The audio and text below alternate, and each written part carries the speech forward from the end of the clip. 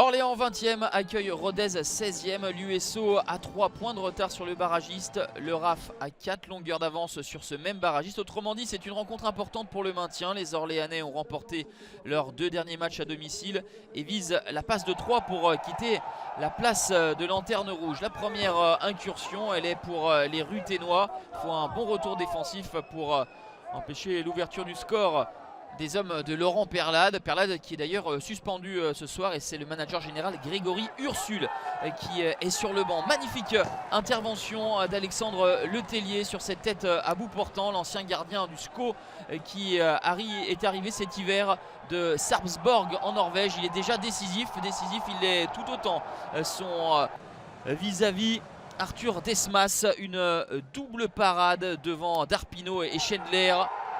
0-0 à la mi-temps, et en deuxième période, Desmas ne pourra rien, la 50e. Le but de Préjus Nakoulma, bien servi par Johan Molo. Les recrues hivernales pour Didier Olé-Nicole s'illustrent et font du bien. Johan Molo qui a levé la tête pour servir le Burkinabé. Préjus Nakoulma, l'ancien Nantais, n'a rien perdu de son sens du but. Ça fait donc 1-0 pour l'USO.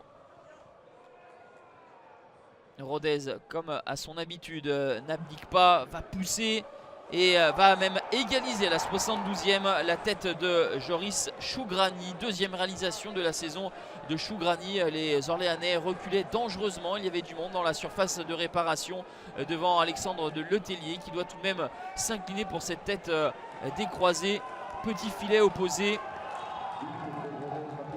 Le match aller avait été très spectaculaire avec un score final de 3 partout. Il y a encore match nul ce soir, mais à la 77e, le coup franc de Boissier est repris par David Doulin. Mené à 1-0, désormais le RAF mène 2-1. Premier but de la saison pour David Doulin, et apathie défensive encore une fois des Orléanais. Il arrive de derrière, il n'est pas en position de hors-jeu, Doulin. Et le score ne bougera plus malgré quelques opportunités pour les joueurs de Didier Olé-Nicole.